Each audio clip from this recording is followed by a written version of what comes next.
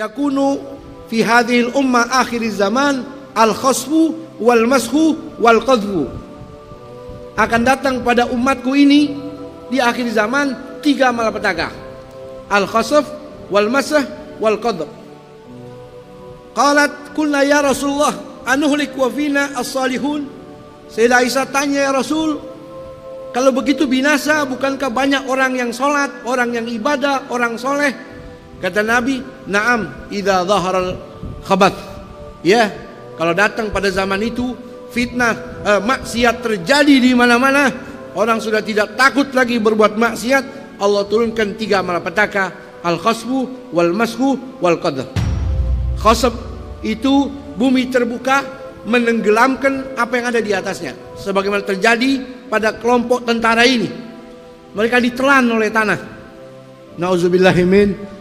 Zaman dahulu sudah terjadi, sebelum baginda Rasul di kota Mekah, sebelum adanya Rasul, sudah banyak terjadi. Tapi Nabi katakan akan datang juga pada umatku di akhir zaman.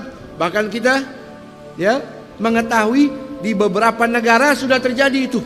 Bumi terbuka menenggelamkan rumah-rumah, orang ada di dalamnya, mobil dan sebagainya. Al-khasf, ya. Bahkan di Indonesia terjadi, ya Allah. Ya, di situ ada orang ibadah, ada orang baca Quran. Ketika saya di Palu, supir saya yang bawa mobil, istrinya, ibu bapaknya, anak-anaknya, semuanya meninggal dunia.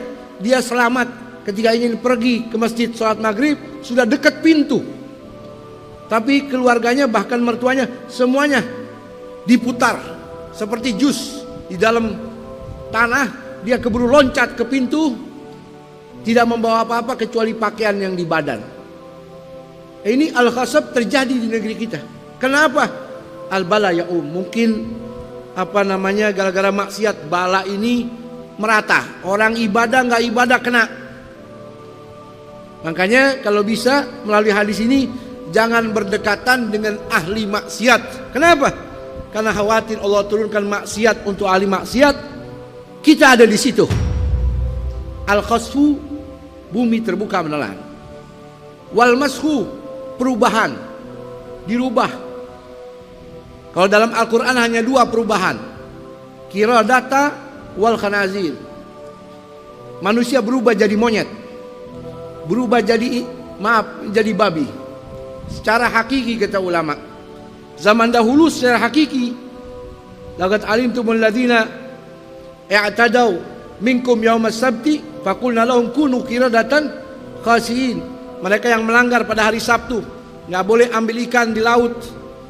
Mereka bikin celah, dilobangi itu pinggiran pantai. Hari Sabtu mereka nggak mancing, terkena jebakan itu ikan masuk ke dalam jebakan. Hari Sabtu mereka ambil, hari Ahad mereka makan, mereka semua berubah menjadi kera.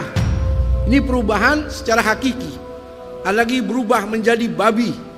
Kata ulama itu zaman dahulu.